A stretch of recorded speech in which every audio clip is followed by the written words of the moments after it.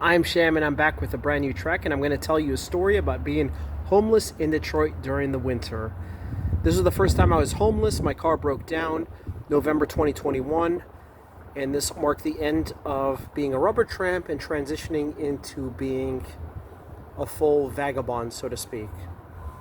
So, this was me doing a road trip, everything I have from Jacksonville, Florida, moving to Las Vegas, Nevada to restart my life. But I wanted to stop by Detroit because I'm huge into urban exploring. I've been in Detroit previously, exploring massive places, and I wanted to go back now that I had the head cam and film these locations. Well, things didn't go according as planned. I was staying at Ford Field Park in Dearborn, Michigan, which is a suburb.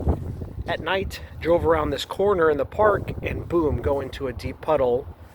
Water goes through the air intake, gets sucked in, goes into the engine, and a lot of times that's donezo.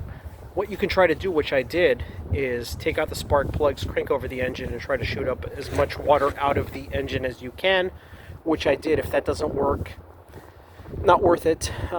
You might as well scrap the car. Also, I didn't have the money to do an engine repair, and when your car is old enough, it's only worth the engine, so it's almost kind of like not really worth the investment, even if I did have the funds. So the way I got out of there is I was staying at a parking garage nearby, but I had like $29 left to my name, and I had to walk 5 miles to a credit union to withdraw it. Did that on my way back, so 5 miles back, 10 miles total.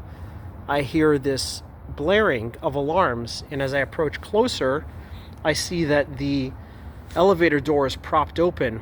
Being a licensed electrician, I understand that the fire alarm went off, and it triggers that because we don't want you guys riding the elevator if there is an active fire. Run up to the top of the stairwell.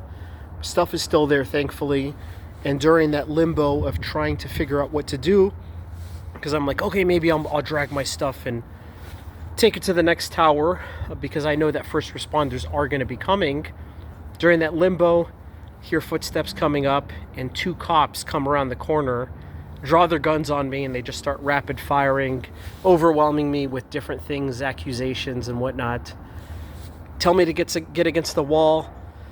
I'm confused as F, and I tell them, okay, what's the issue? And they tell me, if you don't turn around, we're gonna slam your fucking head against the wall. Like, okay, well, that's that. You can't, there's certain situations you just can't win. Just go with the flow. Detain me, put me in handcuffs, take me to the squad car down below. The lead officer's like, run his ID. Run my ID, nothing comes up. And he seems like pissed. There's a person of it, run it again. Nothing comes up. And they were aware that my car was still parked in the parking lot, broken down. And it was almost like a threat. And that's why I didn't try to question or resist much, because I knew. He's like, we know your car is in the parking lot. We're going to allow you to stay there for one more night. In the morning, an officer is going to pick you up. Go to sleep in my car. And again, at this point, it's freezing. It's winter in Detroit. Knock on my window. Grab 3 bags to my name. Get in the squad car. And I call this taking out the trash. I doubt it's legal.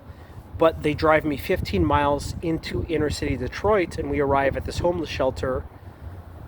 And it was the weirdest thing. The officer was sympathetic to my cause, because the second we knocked on the shelter door, the people who are running it walk out, and they're confused as F. Like, there's zero coordination, communication, and they're trying to figure out, like, what the hell's going on. And, you know, I finally go into the shelter. This is in the morning.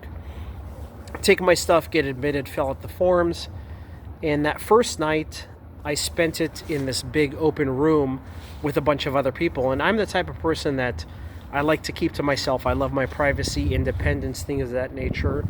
And the shelter had so many restrictive rules. You got to be in by this time. If not, then we're going to lock you out, and this and that. So I slept that first night there. In the morning, eat breakfast. And I meet this one guy who approaches me, an older guy.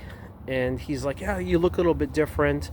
I think just because I give off the vibes, maybe I'm newly homeless, or I'm just somebody who doesn't fit the norm. And we form a friendship. And we go around town and explore, and he shows me around because he's a Detroit native. We go out to eat, this and that. And trying to go back to the homeless shelter, you got to be in by a certain time, and you have to throw all your stuff into a clear bag, and that's what broke it for me. So I literally just stayed one night and was like, I'd rather be homeless out in the cold in Detroit than adhering to these weird rules. Anyways, I found a Motor City Casino nearby, and I found a place in their parking garage to hide. This was the only dude that knew about it, so I would hide some of my stuff under a stairwell. And this dude would just I found out he was just a narcissist. He had so-called access to all these resources, and I'd be like, oh cool, hey, where's this at, blah blah. And he would almost lead me on, and I found out, I'm not going to play second fiddle to you. I'm not going to be subjugated as a follower, and I blocked him. Next day, all my shit's strewn all over the place. Some of my stuff is stolen. Lesson learned. Just better not to trust anybody, right? And that's just something that you learn, being on the streets. I'd been a rubber tramp living out of my car for months before, but this was a time when I fully transitioned to just living off, till this day, many years later, what I can carry. Detroit Motor City Casino, applied for a job there, never got a response. But I would go there and get coffee and fountain drinks for free because that was part of the deal. And I would just watch sports, hang out there. Got COVID once. I was so sick, literally almost crawled in the snow and the ice to the ambulance that was there. Taken to Henry Ford Hospital. Stayed there for a couple hours. Got a hospital bed. Got to chill. And for me, it wasn't that big of a deal because I know if I had my own place, I would have recovered just fine. But things are exaggerated when all that you have is being in the streets. So they released me back into the cold. I'm just trying to show you kind of the hardships that a lot of people face, and they don't really have any choices. And at that time, I'd roamed the streets. I was staying in parking garages at Wayne State University at Planet Fitness.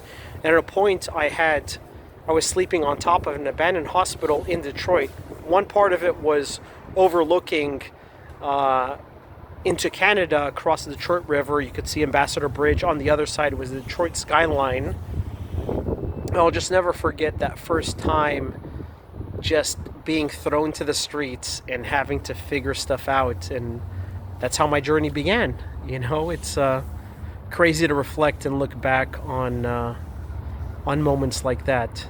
So that was my introduction to being a complete solo hobo, which here I am.